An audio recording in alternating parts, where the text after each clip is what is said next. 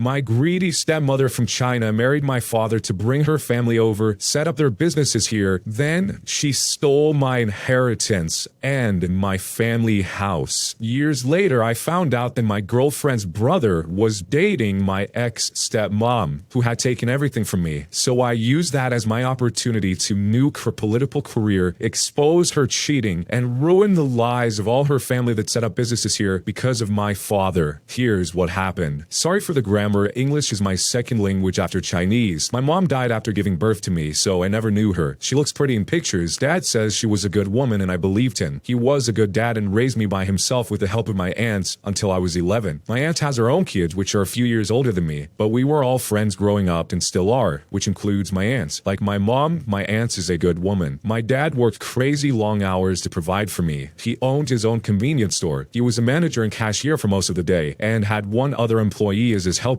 I was just a kid but would also help at the store after school, sweeping and stocking shelves. For the longest time, my dad's helper was a Chinese guy, but then he had to quit because he had to take care of his ailing parents in China. So my dad replaced him with a white guy who did okay for a while, but then he graduated college and moved on. Finally, my dad hired a Chinese woman to be his helper, and this woman would eventually become his second wife and my stepmom. I will call her Barbara, though of course her name isn't actually Barbara. Barbara was only 15 years older than me, so she was a lot younger than my dad, who was 44, and she was about 26. She also didn't speak the same Chinese dialect at first, which was inconvenient for our convenience store because we lived in a Chinese part of town where most of the customers were Chinese Mandarin, and only once in a while white or black people come in, so her English wasn't such an advantage. Barbara was nice to me at first, so I thought she was a good person. I wasn't even 12 years old yet when they got married and she moved into our house. From what I know about her, her family is quite wealthy in China, and they paid for a nice wedding and they all came to America for it. My dad was the sort of guy to never let anyone pay his way through, so he kept on working like a maniac every day. Once they got married, Barbara changed, at least towards me. She was no longer big sis like she tried to portray herself when she and my dad were dating, where she treated me as a peer, but now she was super strict and controlling. She no longer let me help out around the shop like before. It's not like Cinderella where the mom would force the kid to do all this work, but she did tend to isolate me from my father. Over the next few years, she convinced my dad to sponsor all sorts of her relatives and friends to come over from China to live in America. He would set up these people with businesses because even though my dad wasn't rich, he was very bright and knew how to make money. They would open little restaurants, dry cleaners, cell phone repair shops, things like that. Pretty much all the little foreign mom and pop shops you see in any small town. My dad helped make those things, except the owners were Chinese guys. Even when I was 17, my dad developed lung cancer due to smoking heavily ever since he was 13. He died only 2 years later at 52. When I was a kid, I always had in mind to one day take over my dad's store when he retired. Now that I was 19, I was still too young to sell liquor, but I thought surely Barbara would let me work in the store now that my dad was gone. No such luck. He had one of her adult cousins take over the store, and the guy hired only his own friends and family to work in it. So the store my dad built from nothing was no longer a part of my life. Barbara also had my dad fix his will so that she got almost all of his money, which again, although he wasn't Bill Gates rich, he had several hundreds of thousands of dollars. I didn't really care about the money. Barbara can have it, but it still sucked that she got all his money and her family is already rich. I think she was just using my dad to transport her clan from China to America, but that's just my theory. All the money in the world cannot pay to bring my dad back, but I'd rather have that than cash, but I digress. However, after saying all that, I will admit my dad set aside a small trust for me that was enough to put me through junior college. Also, the minute I turned 18, Barbara threw me out of the house that my dad bought and paid for with his hard work. This is not a place for you. You go now. Bye-bye. She owned it because she was his wife, and now that my dad was dead, Barbara can move her new boyfriend into the house in his place. Her new boyfriend was a big fat scumbag from Taiwan, who from what I hear was a big shot mobster in his home country. But in America, he just played mahjong all day and lived off his wife's money in my dad's house. Honestly, I think he was hanging out in America to avoid gang trouble in Asia. Also, I think my stepmom got on with him because he had connections in China and Taiwan, and maybe some fraud is going on. Before I got kicked out of my dad's house, my stepmom used my dad's money to invest in a couple of apartment buildings. I eventually heard that she was renting out rooms to various traffickers, and basically they were bordellos. This was all stuff I found out later, along with the news that she was not only making big money off the rents, but the traffickers were giving her a kickback on the money they earned. I will say this for Barbara. She is a very beautiful woman physically, and it's easy to see why my father was attracted to her. Though if I think of her not as my stepmom, she personally does nothing for me. She often got men to do what she wanted because she was pretty. I'm also quite certain that she gave them more than eye candy, but aside from one very important case, I cannot prove it. What was that case? Well, I moved in with my nice aunt, who sheltered me while I went to college for a degree in computer engineering. My smaller inheritance paid for a couple of years of school. My aunt was nice to me, and even though she was still taking care of her own children, she had one son who already married and had his own family, but 3 daughters who still lived at home and were unmarried. She didn't ask me for rent. Her own husband had passed away long ago, so I got to play man of the house, taking care of the yard and fixing things like cars and computers while I lived there. After a couple of years, I lose touch of Barbara and just concede that she won. I ended up getting a job at a computer hobby store where I soup up computers to make them go fast. It's a good experience, and though the money isn't so great, at least it is some money, and I am starting to make a name for myself in the world, or at least in our small city. And when I say small city, I really do mean small city. It is even small in the sense that Chinese people in that city tend to live all in one part of it, and everyone knows one another. Eventually, I meet my own girlfriend, Kay, who is much the same age as me and going to school to be a nurse. After Kay and I start dating for a few months, I start to meet her family. She knows about my living situation, that I live with my aunt, and that I have a mean stepmom who threw me out of my dad's house. But I never said Barbara's real name before. So I meet Kay's family, and she has an older brother, Mike, who's about 26 years old. Mike is Chinese like all of us, but he is very heavily tattooed and has spent some time in prison because he was a banger as a teenager and did that time until his early 20s. He worked for a landscaping company cutting grass and all that. He is what we call in our neighborhood a cowboy, but I don't know how accurate that translates in English to what I'm trying to say he is. Well, anyway, after coming over to Kay's house and seeing him around a couple of times, Mike overhears me answer one of Kay's questions about my stepmom, and Barbara's name comes up. Mike said, "Oh, excuse me, May. Hey, OP, did you say Barbara's name? In my neighborhood, everyone calls their little sister May." So I say, "Yeah, that's my stepmom." "Oh," he tells me, "No offense, OP, but I'm smashing your stepmom." "No way." So he describes how he does a lot of houses in my dad's old neighborhood, and while my stepmom's boyfriend is with his own friends playing mahjong, he, Mike, comes over and Barbara and him do the deed without any protection because she wants a baby and is now like 36 years old and is wanting to go fast, and her boyfriend has baby batter that is too slow. Evidently, Mike does the deed with all sorts of women in the neighborhood, and outside of it too. He brags about all the whites and black and Mexican ladies that he also landscapes. I haven't really thought about my stepmom other than talking about stuff in the past, so it was interesting hearing what she was up to. I mean, other than doing my girlfriend's brother. Mike tells us that Barbara uses her apartment buildings as a giant cat house where pimps set up their women. Barbara never actually told him this, but he deduced it like an Asian Doug version of Sherlock Holmes. He says that a lot of people he knew in prison got put in jail that way. Also, that my stepmom was running for a seat on the city council, playing up the fact that she was a hard-working woman of color, blah blah blah, and had aspirations for even higher office. It's clear that she wanted to make herself a little empire. Kay asked her brother if he would help us put my stepmom in jail. She had her account set up, so it was really hard to prove she actually knew exactly what her tenants were doing in her buildings. But if the buildings were shut down, it would at least hurt Barbara's cash flow and put an end to some of the things these women were going through in these buildings. Mike said that he would have kept his mouth shut because he liked that my stepmom was basically showering him with money so that he could keep giving her the D. But since his little sister was asking for help, he was willing to forego the money. I piped up and even offered to pay him, even though no way could I pay as much as Barbara. He said, "It's fine, you don't need to pay me anything, but if you hurt my little sister, I'll cut your gonads off." Deal. So our plan that we came up with was that Mike would set up his cell phone in an out-of-sight place in Barbara's room while they did the deed. Mike didn't care about his reputation in America and had plans to leave the country again anyway and go back to China, as his own father had a business opportunity for him there. The idea of being in a video like this didn't bother him at all. Having spent time in jail and also being a part of gang subculture, he also didn't have any trouble scoring illegal substances, and evidently he did these illegal substances with Barbara all the time in her house. So the day he made this explicit tape at her house, he also made sure to show that Barbara was doing illegal substances. He minimized his role so that it appeared that it was Barbara who scored them and was offering them to him. He did make sure, in my suggestion, to have her say in natural conversation what day and what year it was, and that this was her husband's house who passed away, and that her current boyfriend was playing mahjong at a friend's house. Furthermore, Mike added a special touch where in the throes of doing the deed, he made Barbara denounce her Taiwanese boyfriend as a weakling and a fool, not a real man, that only Mike was capable of satisfying her. Really hair-raising stuff. All of it was in Chinese, but that was okay because the audience would also be in Chinese. Mike made sure that the video clearly showed Barbara's face. The video was obviously not professionally made, so thankfully we did not actually have to see any clear private parts, but it was obvious what was going on in the film. All told, the video was 20 minutes long. We edited out most of the graphic portions because they were unimportant really. When I say we, I mean Mike and me, because of course Kay didn't want to look at her own brother any act. I didn't care to see Barbara either, and thankfully I didn't really have to see any clear picture of her exposed, though it was obviously her and she was obviously exposed. We shaved the video down to the parts where it was clearly showing Barbara's face,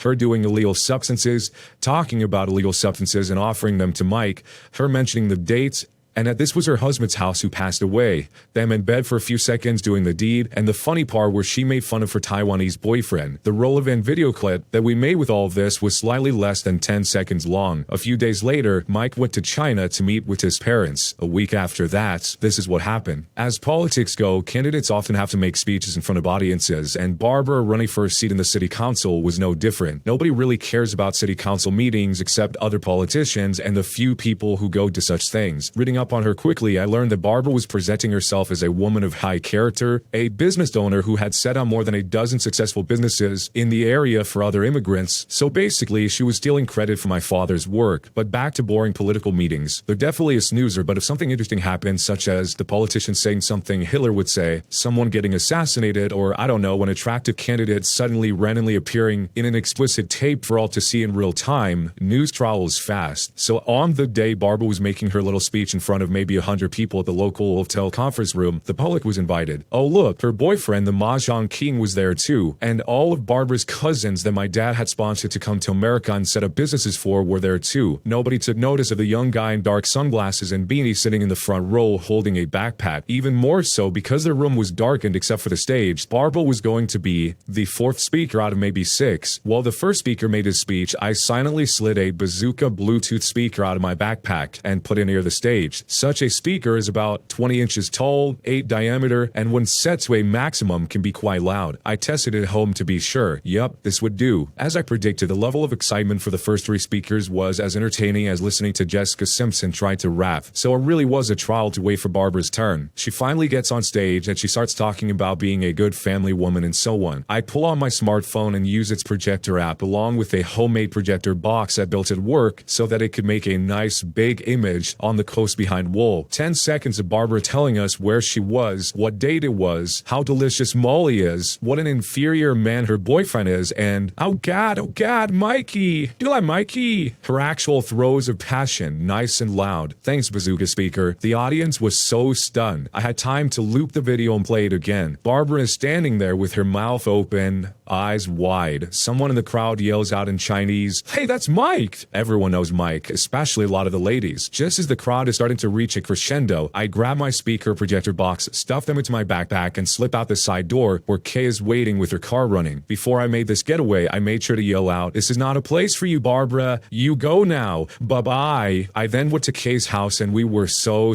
happy we got engaged. By that weekend, I was packed up and moving with Kay to stay with her uncle, who lived in a big house near my new school where I am now finishing my degree. Kay is now a full-time registered nurse. She brings in most of the money, but soon I'll play a bigger role too. From what my aunt tells me, Barbara and her boyfriend broke up, and by broke up, I mean she fled the city because he literally wanted to end her. She lost her bid for the city council, obviously. Thanks to an anonymous tip, her bordello apartments were also shut down. Because of Barbara's shame, lots of her relatives who own businesses, thanks to my dad, lost customers, and a few have already gone out of business. The rest are failing fast. My dad's old house fell into foreclosure, and now a white family lives there. They're the only white people on the block, so Godspeed, round eyes. Barbara's explicit clip was turned into a GIF and made the rounds on tons of people's Facebooks before it got deleted because of community guidelines. Mike shared this trailer all over the internet to people he knows, and in our neighborhood, everyone knows one another. Since it was only a few seconds long, lots of people posted it on their Instagrams before it got deleted. Barbara's life is pretty much new. The full-length version got posted to various pay sites, but it hasn't leaked to any free streaming services. This is according to Mike. He never misses an opportunity to make some cash. And hey, yo dad, I forgive you for not leaving me that much other than showing me how to be strong and stand up for myself. That was the best inheritance of all. See you in heaven unless this stunt makes me me go to hell instead. Love, OP.